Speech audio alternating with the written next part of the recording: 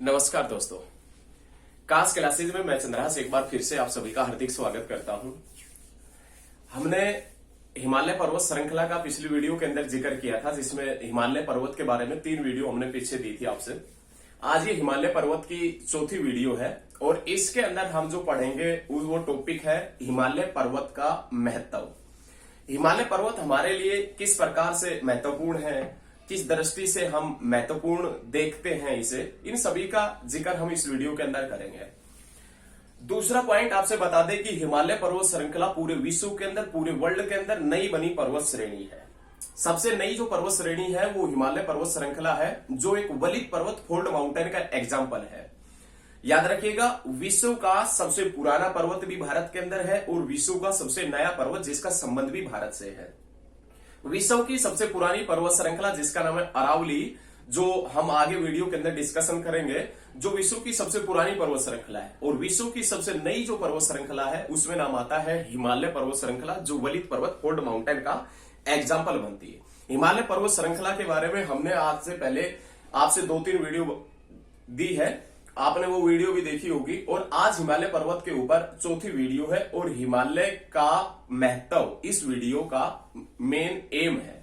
महत्वपूर्ण मुद्दा है कि हमारे लिए हिमालय पर्वत श्रृंखला किस प्रकार से महत्वपूर्ण है। हालांकि जो हमारे भूवैज्ञानिक है, हमारे जो भूगोलवेता है, वो बताते हैं कि हिमालय पर्वत श्रृंखला जो भारत की उत्तरी सीमा के ऊपर स्थित है, भारत के नॉर्थ के अंदर जो हिमालय पर्वत श्रृंखला है, विशाल पर्वतमाला, ये हिमालय पर्वत श्रृंखला भारत का शरीर और भारत का आत्मा का कार्य करता है। याद रखिएगा, भारत का आत्मा और भारत का शरीर दोनों का कार्य करती है। कौन सी पर्वत श्रृंखला? हिमालय पर्वत श्रृंखला। आइए देखते हैं हिमालय पर्वत श्रृंखला हमारे लिए किस प्रकार से महत्वपूर्ण है। तो ये 9 पॉइंट आपके सामने है। इन 9 पॉइंटों को हम देखेंगे मैप के ऊपर। आइए देखें, एक छोटा सा मैप बना लेते हैं भारत का, उसके बाद देखते हैं। मान लेते हैं कि अपने पास में ऐसा एक भारत का मैप है।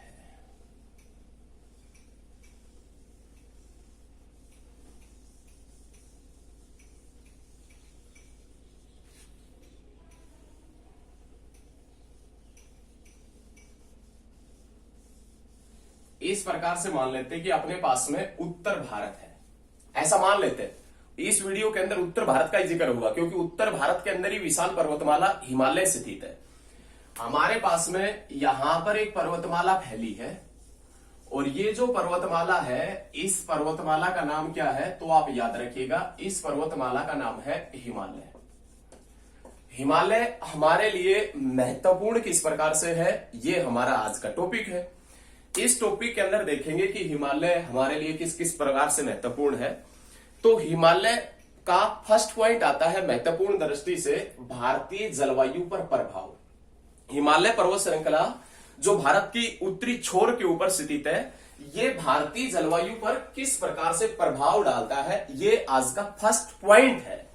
किस प्रकार से? तो याद रखिएगा, हिमालय पर्वत श्रृंखला जिसकी लंबाई लगभग 2500 किलोमीटर है, भारत की उत्तरी सीमा के ऊपर स्थित है। ये हिमालय पर्वत श्रृंखला अरब सागर से आने वाली हवाओं को और बंगाल की खाड़ी से आने वाली हवाओं को रोककर, जो नमीयुक्त हवाएं हैं, जिसके अंदर नमीयुक्त हवाएं हैं, जिन हवाओं के अंदर पानी है, उन हवाओं को रोककर इस भारत के अंदर या लगभग पूरे भारत के अंदर वर्षा का कार्य करवाता है।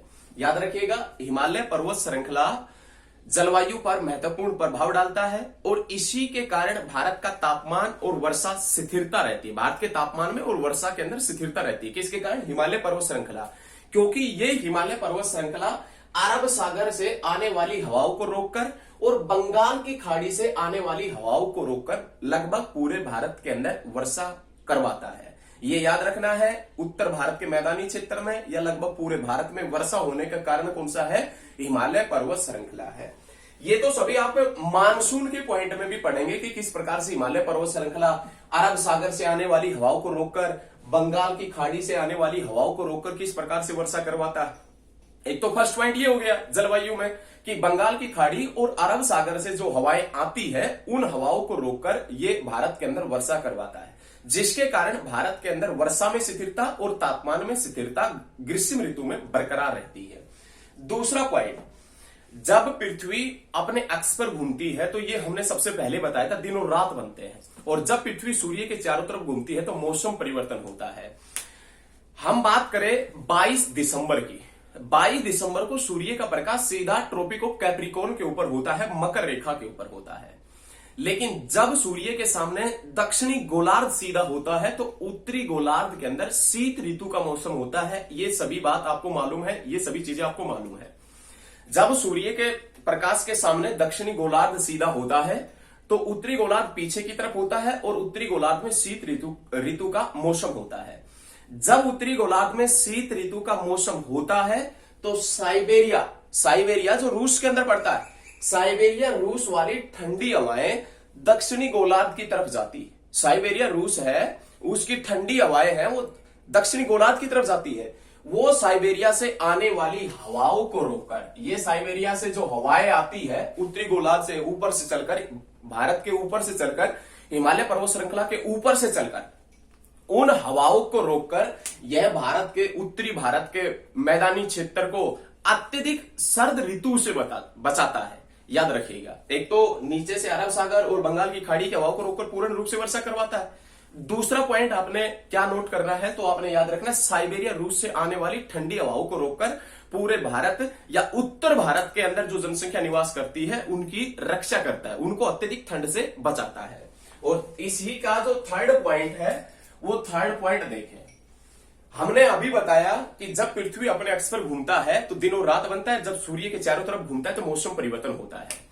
जब सूर्य का प्रकाश दक्षिणी गोलार्ध में सीधा होता है तो उत्तरी गोलार्ध में शीत ऋतु का मौसम होता है। याद रखिएगा, उत्तरी गोलार्ध में शीत ऋतु का मौसम होता है। उत्तरी गोलार्ध में जब शीत ऋतु का मौसम होता है तो याद रखिएगा, वायुमंडल की जो फर्स्ट लेयर है, क्षोभ मंडल, उस क्षोभ मंडल की ऊपरी सतह पर जेट पवनें चलती, जेट हवाएं चलती, और वो जेट हवाएं याद रखिएगा उत्तरी गोलार्ध में, नॉर्थन हेमिस्फीयर में कौन सी दिशा से कौन सी दिशा में चलती है, तो पश्चिम से पूर्व दिशा के अंदर चलती। अब वो हवाएं इस प्रकार से चलती है, जेट हवाएं इस प्रकार से चल रही है, जेट हवाएं, उन जेट हवाओं को दो भागों में बांटता है। कौन सा पर्वत श्रृंखला? हिमालय पर्वत श्रृंखला। दो भागों में बांटता है तो कुछ जेट हवाएं हिमालय के ऊपर से इस प्रकार गुजर जाती है और कुछ जेट हवाएं हैं जो उत्तर भारत के मैदानी क्षेत्र में वर्षा करती है। अब जेट हवाएं वर्षा कहां से कर रही है, तो आपने याद रखना है, जेट हवाएं जिनके अंदर नमी होती है। और जेट हवाओं का एक सीधा साधा एग्जाम्पल कौन सा बनता है, तो आपने याद रखना पश्चिमी विक्षोभ। याद रखिएगा, वेस्टर्न डिस्टर्बेंस। वो वेस्टर्न डिस्टर्बेंस है, वो जेट हवाओं के माध्यम से ही भारत तक पहुंचता है। याद रखिएगा, जेट हवाओं को दो भागों में बांटता है हिमालय पर्वत श्रृंखला, और ये हिमालय पर्वत श्रृंखला एक भाग इसके ऊपर नॉर्थ में और एक भाग दक्षिण में प्रवेश कर जाता है। दक्षिण में उत्तर भारत का विशाल मैदान है और इस उत्तर भारत के विशाल मैदान में जेट हवाओं के कारण शीत ऋतु में वर्षा होती है। अब आपने एक पॉइंट देखा होगा, शीत ऋतु के अंदर उत्तर भारत में कौन सी फसल बोई जाती है? रबी की। याद रखिएगा, रबी की। तो याद रखिएगा, रबी की फसलों के लिए ये मानसून या ये हवाएं अत्यधिक मात्रा में महत्वपूर्ण होती है। जेट हवाओं के माध्यम से ही पश्चिम विक्षोभ, वेस्टर्न डिस्टर्बेंस भारत तक पहुंचता है। उनके अंदर नमी की मात्रा सर्वाधिक होती है, जो उत्तर भारत के अंदर हिमालय पर्वत श्रृंखला से बटकर वर्षा करती है। तो ये सभी चीजें आप याद रखिएगा। ये आपने याद रखना है भारतीय जलवायु पर क्या प्रभाव डालता है। तो ये 3 पॉइंट याद रखें, नोट कर लीजिए तीनों पॉइंटों को फिर से, कि अरब सागर और बंगाल की खाड़ी वाली हवाओं को रोककर वर्षा करता है, साइबेरिया रूस से आने वाली ठंडी हवाओं को रोककर वर्षा करता है, और जेट हवाओं को दो भागों में बांटकर उत्तर भारत में रबी की फसल के लिए लाभदायक वर्षा होती है। कौन सी ऋतु के अंदर? शीत ऋतु के अंदर। आगे बढ़ते हैं, तीनों पॉइंट आपको समझ में आ गए होंगे। उसके बाद देखें नेक्स्ट पॉइंट, देखें नेक्स्ट पॉइंट जो है उसमें देखें, ये तो था हमारा फर्स्ट पॉइंट, भारतीय जलवायु पर क्या प्रभाव पड़ता है। उसके बाद में नाम आता है सेकंड पॉइंट, प्रतिरक्षा। देखिए, वर्तमान में सभी देशों के अंदर अस्त्र और शस्त्र दोनों काफी मात्रा में है। ऐसा नहीं है कि किसी देश के अंदर भाई साहब किसी भी हथियारों का कमी है। सभी पूरा जो वर्ल्ड है, लगभग सभी देश हथियारों से अच्छे तरीके से लैस है। भारत की उत्तरी सीमा पर भी कुछ देश ऐसे हैं जो खूंखार टाइप के हैं, वो भी लगते हैं उत्तरी सीमा के साथ में। लेकिन आज तक, प्रतिरक्षा का जिक्र करें सेकंड पॉइंट का, आज तक हिमालय पर्वत होने के कारण भारत की उत्तरी सीमा से कभी भी आक्रमण नहीं हुआ है। याद रखिएगा, आक्रमण नहीं हुआ है। प्रतिरक्षा भारत की बहुत ज्यादा मात्रा में रक्षा करता है। आज तक ऐसा बताया गया कि इतिहास में और आज तक भारत की उत्तरी सीमा से कभी भी आक्रमण नहीं हुआ है। हालांकि अब आपके माइंड में आया होगा कि चीन ने दिक्कत करता, अभी डोकलाम वगैरह जो क्षेत्र पड़ता है यहां पर, इस क्षेत्र के अंदर, तो वहां पर इस प्रकार की थोड़ी बहुत गतिविधियां चीन करता है, लेकिन पूर्ण तरीके से कभी भी उत्तरी सीमा से भारत के अंदर आक्रमण नहीं हुआ है, जहां पर हिमालय पर्वत श्रृंखला फैला है। तो याद रखिएगा, हिमालय पर्वत श्रृंखला भारत की प्रतिरक्षा करने में भी महत्वपूर्ण योगदान देता है। उसके बाद देखें सदानीरा नदियों का स्रोत।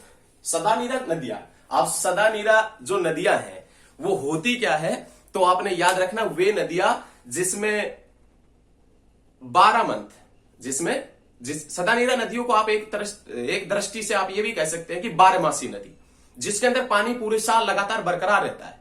इस प्रकार से भी आप नोट कर सकते हैं।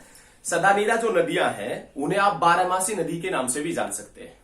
ऐसी नदियां जिसमें पूरे साल पानी बरकरार रहता है या पूरे 12 के 12 मंथ पानी बरकरार रहता है।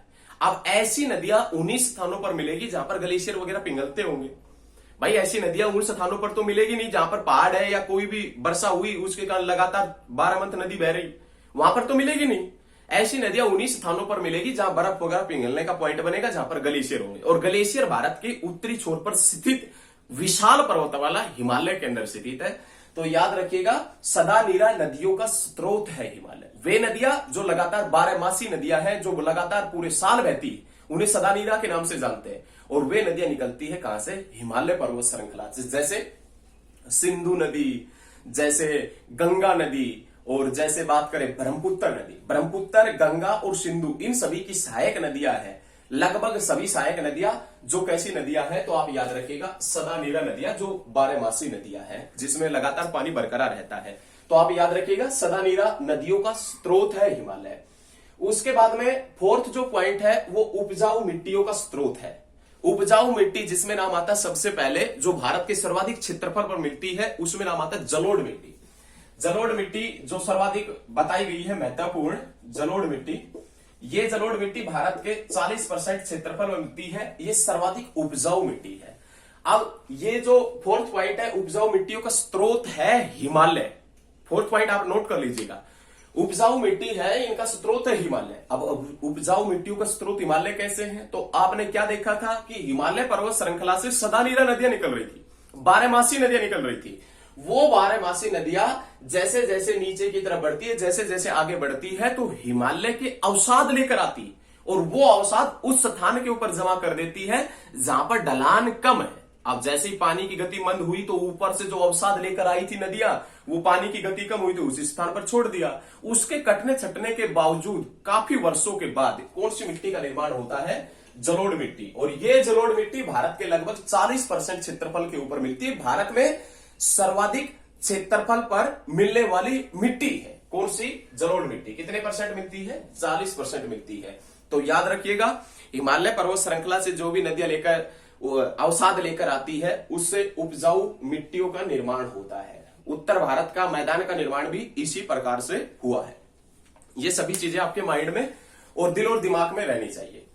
फिर से आप एक बार देख लीजिए, उपजाऊ मिट्टियों का स्रोत है हिमालय। इसमें सोचने का कोई प्रभाव नहीं है, आप ज्यादा ना सोचे, बस एक हल्के माइंड से सोचे कि उपजाऊ मिट्टियों का स्रोत हिमालय है कैसे, तो आपको खुद में खुद पता चल जाएगा कि किस प्रकार से। क्योंकि हिमालय से नदियां उतर कर आती है, उन हिमालय के कारण उपजाऊ मिट्टियों का निर्माण होता है। जो नदियां लेकर आती है अवसाद वगैरह, उसके जमा होने के कारण उपजाऊ मिट्टियों का निर्माण हुआ है। उसके बाद में जो हमारा पांचवा जो पॉइंट है, फिफ्थ पॉइंट है, उसमें नाम आता है वन संपदा। वन संपदा के पॉइंट की बात करें तो हिमालय के, यदि पॉइंट की बात करें, हिमालय के जो क्षेत्रफल है, हिमालय का क्षेत्रफल, उसके ऊपर सर्वाधिक मात्रा में वन मिलते हैं। हालांकि हमने पिछली वीडियो के अंदर डिस्कस किया था, महान हिमालय के ऊपर जितने वन नहीं मिलते, जितने वन मिलते हैं लघु और शिवालिक हिमालय के ऊपर। लघु हिमालय, शिवालिक हिमालय और महान हिमालय में हम ये देखें कि कि सबसे ज्यादा वन कौन से हिमालय के ऊपर मिलते हैं, तो सबसे ज्यादा वन मिलते हैं लघु हिमालय के ऊपर, उसके बाद में शिवालिक हिमालय के ऊपर, और उसके बाद में किसके ऊपर मिलते हैं, तो आप याद रखिएगा महान हिमालय। सबसे ज्यादा वन मिलते हैं शिवालिक और लघु हिमालय के ऊपर, उसके बाद में वन मिलते हैं महान हिमालय के ऊपर। हिमालय के ऊपर शीतोष्ण कटिबंधीय वनों से लेकर और उष्ण कटिबंधीय वन मिलते हैं, याद रखिएगा, शीतोष्ण कटिबंधीय वन से लेकर और कैसे वन मिलते हैं, तो आप याद रखिएगा उष्ण कटिबंधीय वन मिलते हैं। जैसे और इन वनों से काफी मात्रा में लकड़ी प्राप्त होती है, इन वनों से काफी मात्रा में गोंद प्राप्त होता है, इन वनों से काफी मात्रा में लाख की प्राप्ति होती है, और जो महत्वपूर्ण दृष्टि है, काफी इंपोर्टेंट जो लकड़ियां हैं वो भी हमें इन वनों से प्राप्त होती है। काफी मात्रा में वनस्पति प्राप्त होती है इन वनों से। हालांकि वनों के साथ साथ में हिमालय पर्वत श्रृंखला है, इसके ऊपर वन संपदा काफी महत्वपूर्ण दृष्टि से अपना रोल निभाती है, जिसके अंदर हमें काफी मात्रा में गोंद प्राप्त होता है, लाख प्राप्त होता है। और हिमालय पर्वत श्रृंखला के ऊपर उष्ण कटिबंधीय वनों से लेकर शीतोष्ण कटिबंधीय वनों तक मिलते हैं। और इन्हीं वनों के साथ साथ में हिमालय पर्वत श्रृंखला के ऊपर अल्पाइन घास के मैदान मिलते हैं। वनों के साथ साथ में हिमालय पर्वत श्रृंखला के ऊपर अल्पाइन घास के मैदान मिलते हैं, और वो अल्पाइन घास के मैदान कश्मीर में किस नाम से जाने जाते हैं, मर्ग के नाम से। ये हमने डिस्कस किया था। अल्पाइन जो घास के मैदान है वो कश्मीर में किस नाम से जाने जाते हैं, मर्ग के नाम से। जैसे गुलमर्ग, जैसे किस नाम से, सोनमर्ग के नाम से जाने जाते हैं। तो ये याद रखिएगा। हमारा जो फर्स्ट पॉइंट है, फिफ्थ पॉइंट है, वो वन संपदा है। वन संपदा किस प्रकार से महत्वपूर्ण है ये आपने देखा है। हिमालय के ऊपर काफी मात्रा में वन मिलते हैं, जिससे हमें महत्वपूर्ण लकड़ी, गोंद, लाख और वनस्पतियां प्राप्त होती है। वनों के साथ साथ में अल्पाइन घास के मैदान भी मिलते हैं। अल्पाइन घास का जो मैदान है उसे कश्मीर में मर्ग के नाम से जानते हैं, जैसे सोनमर्ग, जैसे गुलमर्ग के नाम से। उसके बाद में सिक्स्थ पॉइंट जो आता है वो है फलों उद्यान। याद रखिएगा, फलों के काफी मात्रा में उद्यान मिलते हैं। हिमालय पर्वत श्रृंखला के ऊपर जम्मू कश्मीर में सर्वाधिक मात्रा में जो फलों के उद्यान मिलते हैं उसमें नाम आता है सेब। सर्वाधिक मात्रा में सेब मिलता है। फलों के उद्यानों का जिक्र कर रहे हैं, हिमालय के ऊपर कौन कौन से फलों के उद्यान मिलते हैं, तो याद रखिएगा आप, सेब मिलता है, उसके बाद में अखरोट मिलता है, उसके बाद में नाशपाती मिलता है, आम के भी उद्यान मिलते हैं, सेब भी है, अखरोट भी है, और भी काफी उद्यान मिलते हैं हिमालय पर्वत श्रृंखला के ऊपर। तो ये सभी चीजें याद रखिएगा। अब जो भी उद्यानों से संबंधित किसान है, या जो भी किसान जिसके ये उद्यान है, या इस प्रकार की जो भी कोई कृषि करता है इस प्रकार की, तो वो काफी भारी भरकम मात्रा में कमाता है। लेकिन जम्मू कश्मीर के अधिकतर लोगों को यहाँ पर रोजगार भी मिला हुआ है इन उद्यानों के अंदर। तो याद रखिएगा, काफी मात्रा में फलों के उद्यान भी मिलते हैं कहां पर, हिमालय पर्वत श्रृंखला के ऊपर। ये तो था हमारा सिक्स्थ पॉइंट। उसके बाद में नाम आता है सेवंथ पॉइंट का, नाम आता है खनिज संपदा। हिमालय पर्वत श्रृंखला है वो खनिज संपदा की दृष्टि से भी काफी महत्वपूर्ण है। अब खनिज संपदा की दृष्टि से काफी महत्वपूर्ण है, तो कौन कौन से खनिज मिलते हैं, तो याद रखिएगा, जम्मू कश्मीर के जम्मू डिवीजन है, जम्मू कश्मीर का जो जम्मू डिवीजन है इसके अंदर मिलता है कोयला। जम्मू कश्मीर के अंदर जो जम्मू डिवीजन है उसके अंदर सर्वाधिक मात्रा में क्या मिलता है, हिमालय पर्वत श्रृंखला के अंदर कोयला मिलता है। लेकिन हिमाचल प्रदेश, उत्तराखंड, सिक्किम, दार्जिलिंग, अरुणाचल प्रदेश के अंदर जो हिमालय फैला है उस हिमालय के अंदर धात्विक और अधात्विक खनिज दोनों मिलते हैं। याद रखिएगा, धात्विक और अधात्विक खनिज दोनों मिलते हैं। और कौन कौन से खनिज मिलते हैं, तो आपने याद रखना है, लोहा, तांबा, मैग्नीज, सोना और टंगस्टन और बलुआ पत्थर। याद रखिएगा, बलुआ पत्थर और चांदी और आदि। याद रखिएगा, हिमालय पर्वत श्रृंखला जो हिमाचल प्रदेश, उत्तराखंड, सिक्किम, अरुणाचल प्रदेश के अंदर जो हिमालय फैला है उसके अंदर धात्विक और अधात्विक दोनों प्रकार के खनिज मिलते हैं, जिसमें लोहा, तांबा, मैग्नीज, सोना, टंगस्टन, बलुआ पत्थर और चांदी आदि, ये सभी खनिज भी हिमालय पर्वत श्रृंखला के अंदर मिलते हैं। और सर्वाधिक मात्रा में खनिज मिलने के कारण ये खनिज संपदा का भी भंडार समझा जाता है। और खनिज संपदा का भंडार समझा जाता है, उसी कारण ही खनिज संपदा इसके अंदर सेवंथ पॉइंट जोड़ा गया है। उसके बाद में नाम आता है प्राकृतिक सौंदर्य। प्राकृतिक सौंदर्य से तो आप भी हिमालय से काफी परिपूर्ण होंगे, आपने भी काफी मात्रा में सुना होगा। जब उत्तर भारत के मैदानी क्षेत्र में अत्यधिक मात्रा में गर्मी होती है, तो हम देखेंगे कि हिमालय के जो भी पर्यटन स्थल है हिमालय के, वहां पर काफी मात्रा में भारी भरकम भीड़ रहती है, क्योंकि वहां पर जो टेम्परेचर है वो सामान्य टेम्परेचर रहता है। और उत्तर भारत के मैदान में जब अत्यधिक मात्रा में गर्मी होती है ग्रीष्म ऋतु के अंदर, तो वहां पर इतना गर्मी वगैरह का प्रभाव पड़ता नहीं है। हिमालय पर्वत श्रृंखला है, मौसम शिथिल रहता है, जिसके कारण काफी मात्रा में वहां पर पर्यटक भी घूमने के लिए आते हैं। लेकिन एक बात बता दें कि प्राकृतिक सौंदर्य का जिक्र हम कर रहे हैं 8th पॉइंट का। हिमालय का जो प्राकृतिक सौंदर्य है ये पूरे विश्व के अंदर, पूरे वर्ल्ड के अंदर प्रसिद्ध है। भारत के प्रसिद्ध पर्यटन स्थल शिमला, रानीखेत, गुलमर्ग, सोनमर्ग, डलहौजी, कुल्लू, कांगड़ा, मनाली, मंसूरी, रानीखेत, दार्जिलिंग, ये भारत के लगभग सभी पर्यटन स्थल, भारत के लगभग जो उत्तर दिशा के अंदर टूरिज्म प्लेस है, लगभग सभी पर्यटन स्थल जो हिमालय पर्वत श्रृंखला के अंदर स्थित है। और उत्तर भारत में जब अत्यधिक मात्रा में गर्मी होता है तो हिमालय जो पर्वत श्रृंखला है उसके ऊपर टेम्परेचर है वो नॉर्मल रहता है, टेम्परेचर सामान्य रहता है, जिसके कारण काफी मात्रा में ये पर्यटकों को अपनी तरफ लुभाता है। याद रखिएगा, प्राकृतिक सौंदर्य की दृष्टि से भी हिमालय पर्वत श्रृंखला एक महत्वपूर्ण स्थान रखता है और पूरे वर्ल्ड के अंदर प्रसिद्ध है। उसके बाद में नाम आता है तीर्थ स्थल। भारत के प्रसिद्ध तीर्थ स्थल भी इसके अंदर स्थित है। भारत के प्रसिद्ध तीर्थ स्थल भी हिमालय पर्वत के अंदर स्थित है, जिसमें नाम आता है गंगोत्री, बद्रीनाथ, केदारनाथ, याद रखिएगा ज्वाला देवी जो कहां पर स्थित है, तो आप याद रखिएगा हिमाचल प्रदेश के अंदर, वैष्णो देवी जम्मू कश्मीर के अंदर स्थित है, और हजरत बल दरगाह जो कहां पर है, जम्मू कश्मीर के अंदर स्थित है। तो भारत के प्रसिद्ध जो तीर्थ स्थल भी है, उन प्रसिद्ध तीर्थ स्थलों में से कुछ तीर्थ स्थल है वो कहां पर स्थित है, तो याद रखिएगा हिमालय पर्वत के अंदर स्थित है। ये सभी चीजें आपके दिल और दिमाग में आई होगी, ये सभी चीजें आप साथ के साथ में नोट कर ले, सभी चीजों को एक बार फिर से समझ लीजिएगा। हिमालय पर्वत का महत्व है, हिमालय पर्वत श्रृंखला जिसे भारत का शरीर और आत्मा दोनों माना गया है, और हमारे लिए किस किस प्रकार से महत्वपूर्ण है, ये सभी चीजें आप भारतीय जलवायु पर प्रभाव, प्रतिरक्षा, सदानीरा नदियों का स्रोत, उपजाऊ मिट्टियों का स्रोत, वन संपदा, फलो उद्यान, खनिज संपदा, प्राकृतिक सौंदर्य और तीर्थ स्थल, इन सभी के लिए हिमालय पर्वत श्रृंखला महत्वपूर्ण है।